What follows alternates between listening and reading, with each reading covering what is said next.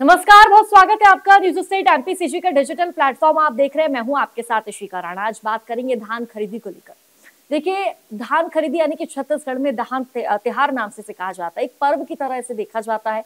15 नवंबर से धान खरीदी की शुरुआत हो चुकी है, जो कि 31 जनवरी तक चलेगी।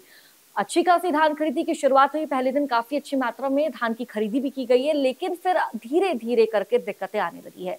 जो सहकारी कर्मचारी है वो अब हड़ताल पर बैठे हुए हैं, प्रदर्शन कर रहे हैं, नारेबाजी कर रहे हैं अपनी 4 सूत्रीय मांगों को लेकर। इस पूरे टॉपिक में आज इस पर बात करेंगे कि आखिरकार क्यों जो एक कर्मचारी हैं प्रदर्शन कर रहे हैं, क्या कुछ इनकी मांग है जो इस सरकार के प्रशासन के समक्ष रख है। देखिए, धान त्योहार की शुरुआत हो चुकी है, जो कि 15 नवंबर से हुई है और 31 जनवरी तक चलने वाली है। प्रति क्विंटल धान का जो रेट है 3100 रुपए तय किया गया पिछली बार की तरह।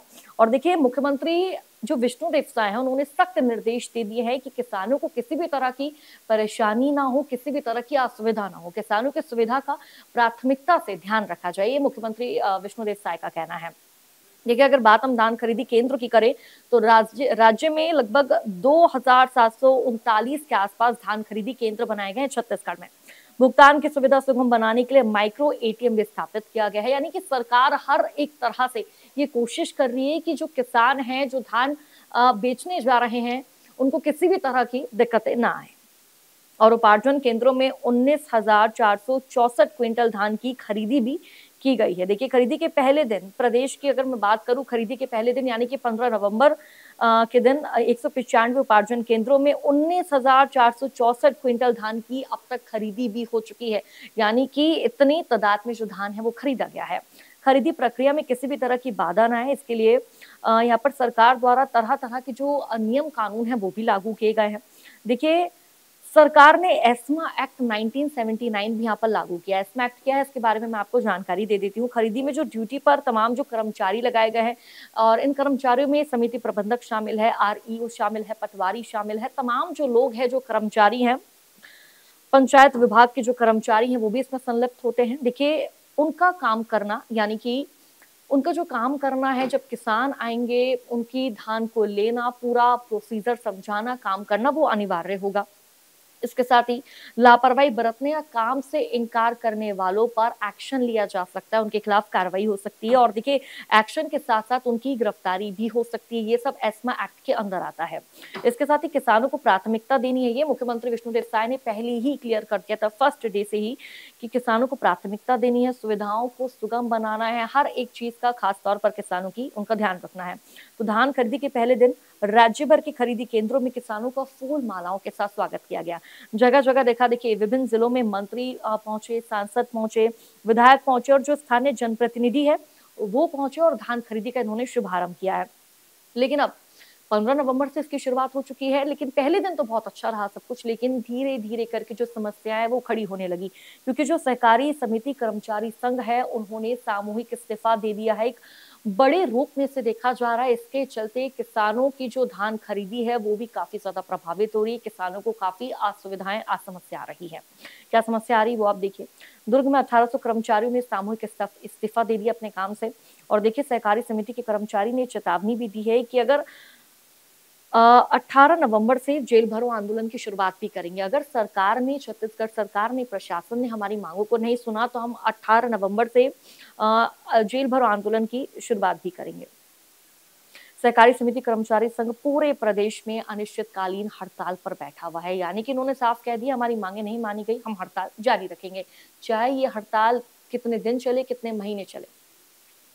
इसके साथ ही धान खरीदी का जो काम है काफी ज्यादा प्रभावित हो रहा है। किसान काफी चिंतित है, परेशान है, टोकन नहीं मिल रहा है। धान खरीदी के लिए जाए तो जाए कहाँ, क्योंकि जो तमाम जगह है, क्षेत्र है, दफ्तर है, वहां पर ताले जड़े हुए हैं।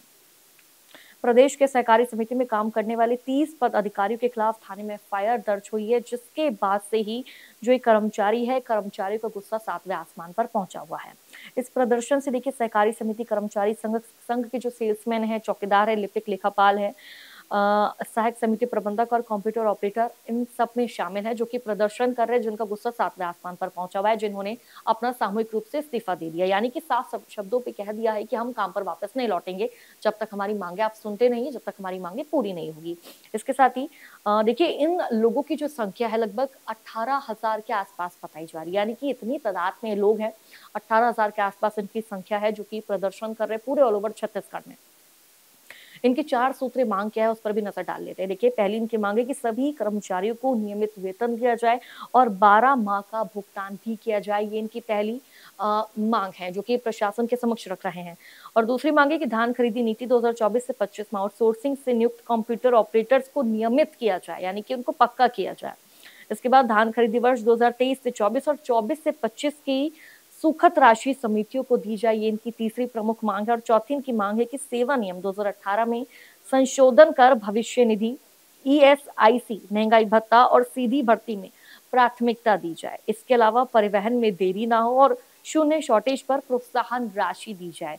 ये जो अधिकारी है, सहकारी कर्मचारी, वो मांग रख रहे हैं और इनका साफ रूप से इन्होंने ऐलान कर दिया है, कह दिया है, हमारी मांगे जब तक सुनी नहीं जाती हम काम पर वापस नहीं लौटेंगे। और देखिए, बहुत बड़ी तादाद में लगभग 18,000 के आसपास जो कर्मचारी हैं वो बैठे हुए हैं और काफी इनकी संख्या बताई जा रही है। लेकिन आज जो जानकारी सामने आई, इस जानकारी ने सबको चौंका दिया। 1800 के आसपास कर्मचारी है जिन्होंने इस्तीफा दे दिया।